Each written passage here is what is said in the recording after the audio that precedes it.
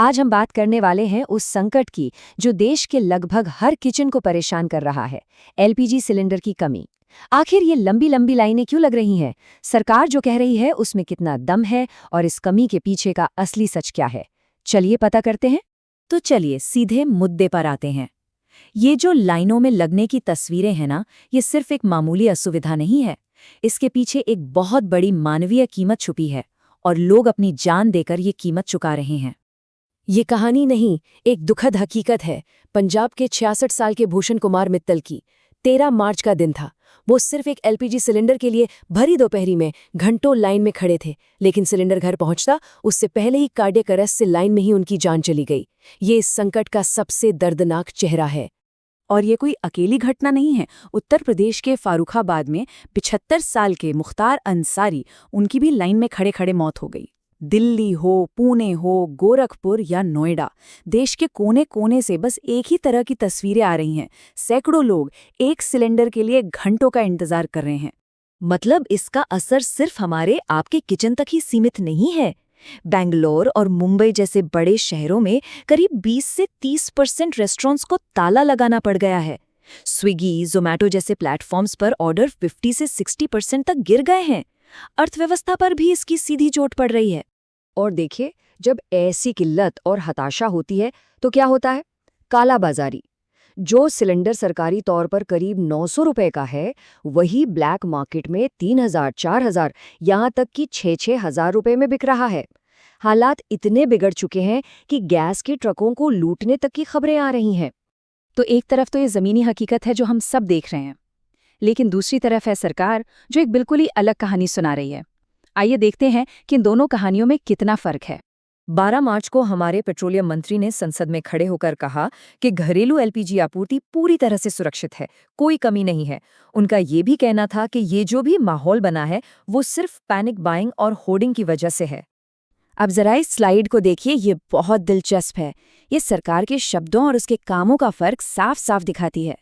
एक तरफ दावा है कि कोई कमी नहीं, दूसरी तरफ इमरजेंसी में गैस इंपोर्ट करने के ऑर्डर दिए जा रहे हैं। अगर सप्लाई वाकई पूरी तरह सुरक्षित है तो फिर बुकिंग के बीच का गैप 45 दिन क्यों कर दिया गया और रेस्टोरेंट्स को उनकी ज़रूरत का सिर्फ 20% कोटा ही क्यों दिया जा रहा है? ये बातें आपस में मेल नहीं खाती। तो सबसे बड़ा सवाल तो यही उठता है कि अगर सच में कोई कमी नहीं है, जैसा कि कहा जा रहा है, तो फिर सरकार ये सारे इमरजेंसी वाले कदम क्यों उठा रही है? सच आखिर है क्या? चलिए अब इस पहेली को सुलझाते हैं। एक एक करके परतों को हटाते हैं और समझते हैं कि इन खाली सिलेंडरों के पीछे की असली वजह क्या है।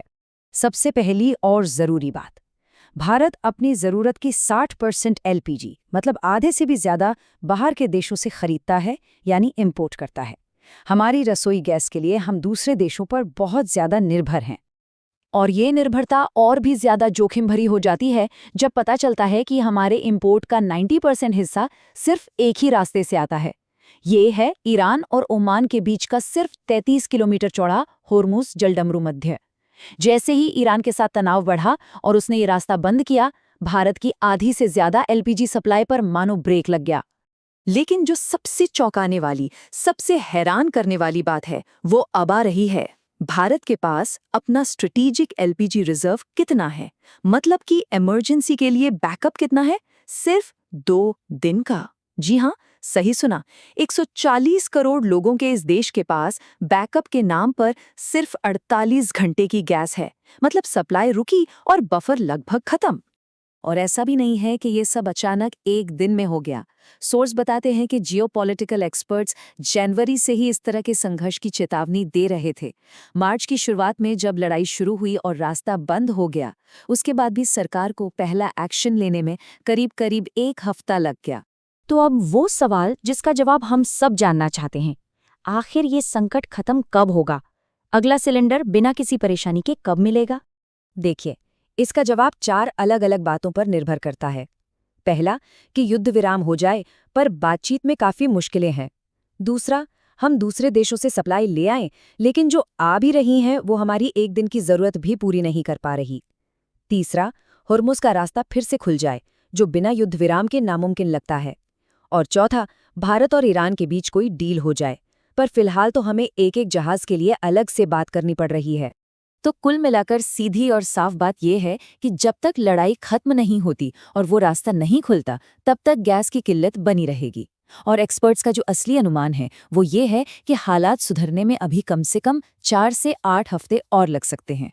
तो इस मुश्किल हालात में जब तक सप्लाई नॉर्मल नहीं होती, एक आम नागरिक के तौर पर क्या किया जा सकता है? कुछ प्रैक्टिकल कदम हैं जिन पर विचार करना समझदारी होगी। अगर घर में बिजली की सप्लाई ठीक रहती है तो इंडक्शन कुकर एक बहुत अच्छा विकल्प हो सकता है।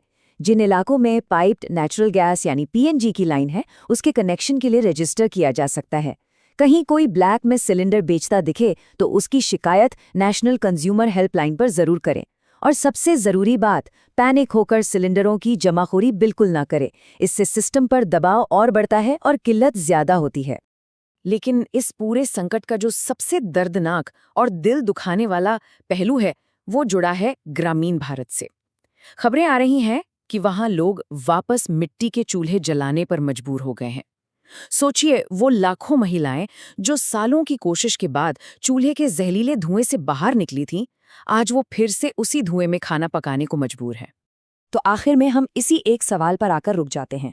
एक ऐसा संकट जिसके बारे में पहले से पता था, जिसकी भविष्यवाणी की जा सकती थी और जिसे शायद टाला भी जा सकता था, उसकी असली कीमत कौन चुका रहा है? भूषण कुमार मित्तल जैसे लोग, और वो लाखों महिलाएं इसकी सबसे बड़ी कीमत वही चुका रहे हैं।